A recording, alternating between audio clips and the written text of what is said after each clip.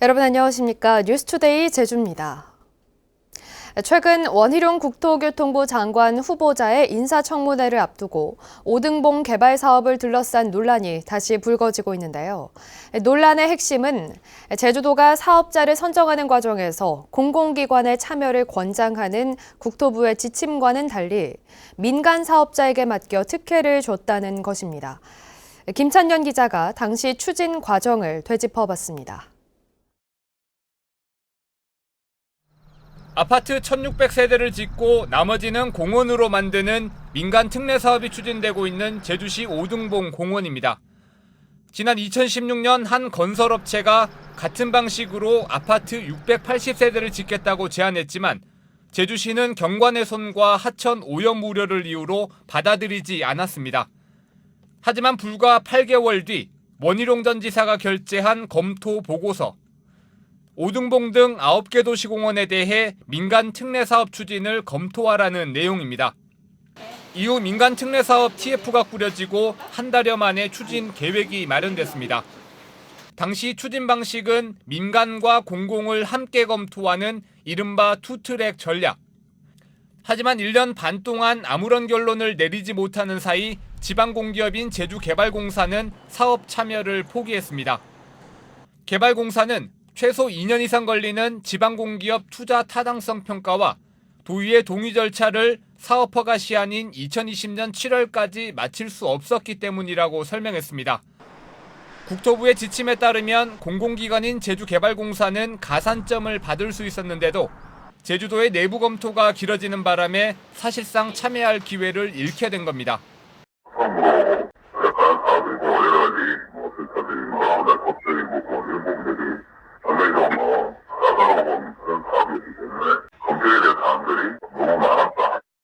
제주개발공사가 사업을 포기한 뒤 입찰에는 민간 기업만 7곳이 참여해 호반건설 컨소시엄이 선정됐고 특혜 의혹이 끊이지 않았습니다. 민간이 하게 될 경우는 과도하게 이윤을 추구하기 때문에 어떤 그런 여러 가지 발생하는 문제점들, 이런 것들이 더 커지고 확대될 수 있고요. 그리고 결국 오등봉 공원의 토지보상 감정액은 제주시가 3년 전 추산했던 금액보다 55% 늘어난 2,380억 원으로 책정됐고 아파트 분양가 상승 논란으로 이어지게 됐습니다. MBC 뉴스 김찬년입니다. 제주시 오등봉 공원과 중부공원 민간특례 개발 사업이 경관심의에서 제동이 걸렸습니다. 제주도 경관위원회는 오등봉 공원 내 아파트 건축 계획에 대해 하천과 얼마나 떨어지는지 시뮬레이션 검토와 스카이라인을 고려한 디자인 검토, 녹지 면적 40% 확보 등을 요구하며 재검토 결정을 내렸습니다. 중부공원 아파트 건축 계획도 건축물 외부 자연 개방 지수를 20% 이상 확보하고 녹지 면적 40% 확보 등을 요구하며 재검토 의결했습니다. 최근 10년 새 제주에도 분양형 호텔 또는 레지던스라는 이름으로 생활용 숙박시설이 우후죽순처럼 들어섰습니다. 그런데 정작 대부분 주거시설로 쓰이면서 정부가 적법화를 유도한다며 한시적으로 오피스텔로 용도를 변경할 수 있도록 기준을 완화했습니다. 하지만 세부 규정은 손대지 않아 곳곳에서 잡음이 터져나오고 있습니다. 권혁태 기자가 보도합니다. 제주시 도심의 한 건물. 겉보기에는 일반 사무실 건물 같지만 생활용 숙박시설로 허가받은 건물입니다. 생활용 숙박시설은 호텔과 같은 일반형 숙박시설과 달리 취사시설을 갖춘 숙박시설입니다. 지난 2012년 처음 도입됐는데 취사시설을 갖추고 주로 도심에 들어서 실제로 대부분 주거용으로 사용되고 있습니다. 하지만 법적으로 주택이 아니다 보니 입주민들은 주거에 따른 이행 강제금을 물어야 합니다. 이곳이 주거가 가능하다라는 업체 측의 말만 듣고 분양을 받아서 왔음에도 불구하고 저희가 불법 거주라고 하고 있습니다. 저희는 당장 이걸 만약에 시행을 하지 못한다면 저희는 매년마다 이행 강제금을 부여를 받습니다. 이 같은 문제가 불거지자 국토교통부는 지난해 10월 주거용 오피스텔 기준을 한시적으로 완화해 생활용 숙박시설을 오피스텔로 전환할 수 있게 했습니다. 주차장 기준을 완화하고 발코니 설치를 허용해 준 겁니다. 하지만 그 외 세부 규정은 전혀 손대지 않다 보니 실제로는 용도 변경이 불가능한 경우가 많아 정부와 지자체 사이에 혼선과 잡음이 커지고 있습니다. 예를 들면 복도로 숙박시설인 경우는 1.5m면 되고요. 오피스텔인 경우는 양방향으로 사용했을 경우는 1m 80 이상이 돼야 됩니다. 이런 부분들하고 세부적으로 들어갔을 경우에 장애인 편의 시설에 대한 부분도 이제 한 번 더 검토가 필요하고. 10년 전 규제의 빈틈 속에 우후죽순처럼 생겨난 생활용 숙박시설. 정부와 지자체 사이에 폭탄 돌리기식 해법만 내놓으면서 실거주자들의 혼란과 답답함만 커지고 있습니다. MBC 뉴스 권혁태입니다. 제주 지역 준공영 버스 노사가 새벽까지 이어진 협상 끝에 임금 인상안에 극적으로 합의하면서 우려했던 버스 대란은 피할 수 있게 됐죠. 하지만 버스 노동자들의 처우 개선 문제는 제대로 합의가 이루어지지 않은 데다가 임금 인상분에 따른 추가 예산 확보도 과제로 남아 있습니다. 김항섭 기자의 보도입니다. 버스 파업을 50분 앞둔 어제 새벽 5시 10분, 제주 지역 버스 노사가 극적으로 협상을 타결했습니다. 버스 노사와 제주도가 마지막 임금 교섭 조정 회의를 시작한 지 13시간 만에 임금 3% 인상에 합의한 겁니다. 당초 버스 노조는 임금 8.5% 인상을 요구했지만 전국 7개 버스 노조가 첫차 운행을 앞두고 막판 협상을 타결하거나 조정 기한을 연장하면서 3% 인상안을 받아들였습니다. 임금 인상은 합의됐지만 노조가 요구했던 1일 2교대 근무제 시행과 휴게 공간 마련 등 처우 개선에 대한 요구사항은 이번에도 반영되지 못해 차후에 다시 협상하기로 했습니다. 결과에 대해서는 저 입장에서는 그렇게 만족하지는 않습니다. 도민의 혈세로 예산이 집행되고 또 우리 입장에서는 도민을 의식하지 않을 수 없습니다. 임금 인상에 따른 추가 예산 확보도 과제입니다. 버스 준공영제에 따라 버스 노동자의 임금이 3% 오르면 제주도가 버스 업체에 연간 30억 원을 추가로 지급해야 합니다. 다음 달부터 적용해서 임금을 지급하도록 하는 사항이 되겠습니다. 앞으로 추경이 남아있기 때문에 2회 추경, 3회 추경 때 확보를 해서 지급하도록 하겠습니다. 준공영제 시행으로 제주도가 해마다 버스 업체에 지원하는 예산은 1,000억 원. 극적인 협상 타결로 버스 파업은 철회됐지만 돈 먹는 하마로 불리는 버스 준공영제와 버스 노동자 처우 개선 등 과제부터 해결해야 한다는 지적이 나오고 있습니다. MBC 뉴스 김항섭입니다.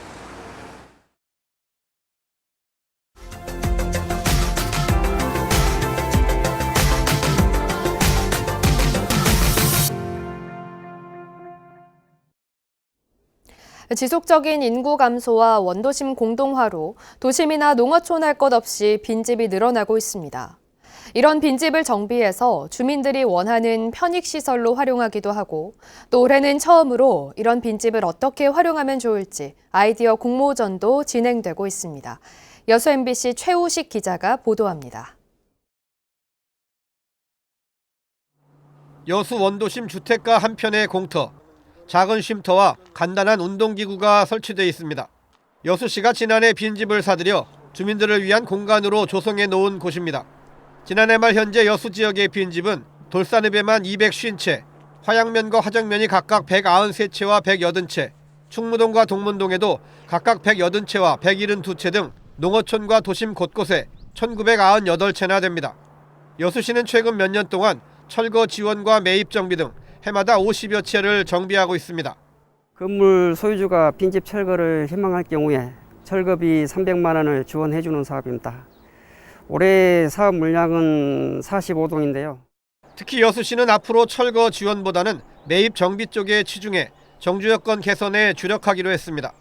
올해도 4억 5천만 원의 예산을 들여 빈집 3채를 매입 정비하기로 하고 동네 정원이나 마을 텃밭, 동네 체육시설 등 주민들이 바라는 활용 방안을 모색하고 있습니다. 시가 직접 빈집을 매입해서 주민들이 필요로 하는 생활 기반 시설을 설치하는 사업입니다. 지금 빈집 활용을 위한 아이디어 공모를 여수시는 또 코로나19로 부진했던 다양한 빈집 정비 활용 방안도 구체화할 계획입니다. 청년 주거지 제공이나 여수 한 달 살아보기 체험 숙박 등 빈집 리모델링을 통한 인구 증가 시책과 귀농 귀촌 프로그램과의 연계도 구상하고 있습니다. 도심 속 애물단지였던 빈집들이 주민들에게 쾌적한 주거 환경을 제공하고 자치단체의 고민도 해결하는 효자 아이템이 될 수 있을지 주목됩니다. MBC 뉴스 최우식입니다.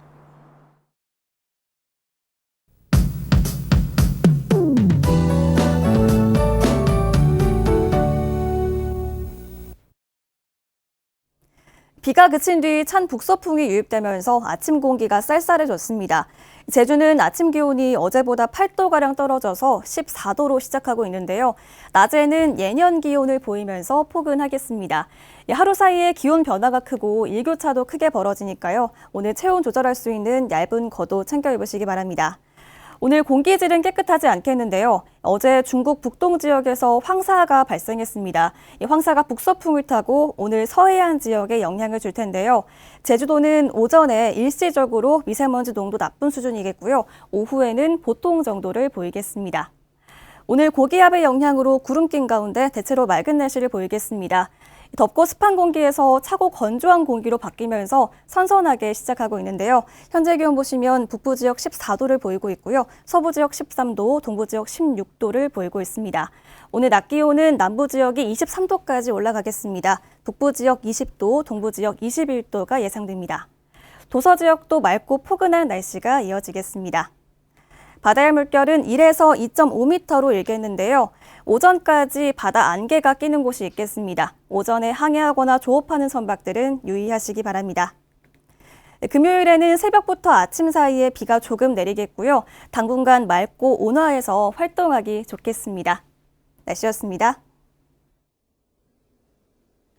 서귀포시 안덕면의 고급 주거단지인 비오토피아가 불법 시설물을 8년 만에 철거했습니다. 서귀포시는 비오토피아 주민회가 진입로에 설치했던 경비실과 차단기, 화단 등을 자진 철거했다고 밝혔습니다. 법원은 최근 비오토피아 주민회가 서귀포시를 상대로 제기한 원상회복 명령 취소 항소심에서 서귀포시의 손을 들어줬습니다. 제주 경실련은 서귀포시 성산항과 전남 고흥 항로에 취항했던 선라이즈 제주호의 장기 운항 중단 사태는 제주도민을 기만하는 행위라고 비판했습니다. 경실련은 선라이즈 제주호가 건조 비용 238억 원을 해양수산부로부터 지원받은 뒤 지난 2020년 취항 이후 휴업과 감축 운항을 반복하다 결국 운항을 중단했다며 해수부는 공적 자금을 감사하고 서귀포시도 항만시설 손실에 대한 배상을 청구하라고 촉구했습니다. 대한건설협회 제주도회는 입장문을 통해 제주 레미콘 믹스트럭 운송자의 파업으로 다수의 건설 현장이 멈춰섰다며 조속한 협상 타결을 호소했습니다. 이들은 파업이 더 길어지면 건설 연관 산업 전체에 큰 피해를 입히고 일용 근로자들도 생계를 걱정하고 있다며 서로 양보하지 않으면 지역 경제 기반 자체가 와해될 것이라고 주장했습니다. 정의당 제주도당은 제주 지역화폐인 탐나는 전에 10% 적립 중단 사태에 대해 논평을 내고 국비 예산 확보와 지역화폐 종합 플랫폼 기능 확대 등 대처가 필요하다고 밝혔습니다. 정의당은 지역화폐를 운영하는 11개 광역시도 가운데 예산 조기 소진을 이유로 적립 혜택을 중단한 건 제주도가 처음이라며 소상공인을 위한 정책이 용두사미가 되는 건 아닌지 우려된다고 지적했습니다. 제주지방법원 형사 3단독 강란주 판사는 술에 취해 이웃에게 흉기를 휘둘러 다치게 한 혐의로 기소된 65살 A씨에게 징역 1년에 집행유예 2년을 선고했습니다. A씨는 지난 1월 제주 시내 한 숙박업소에서 이웃인 피해자와 술을 마시다 말다툼을 벌여 피해자에게 흉기를 휘둘러 얼굴을 다치게 한 혐의로 재판에 넘겨졌습니다. 제주 지역 수산 관련 창업인들에게 후견인 제도를 운영합니다.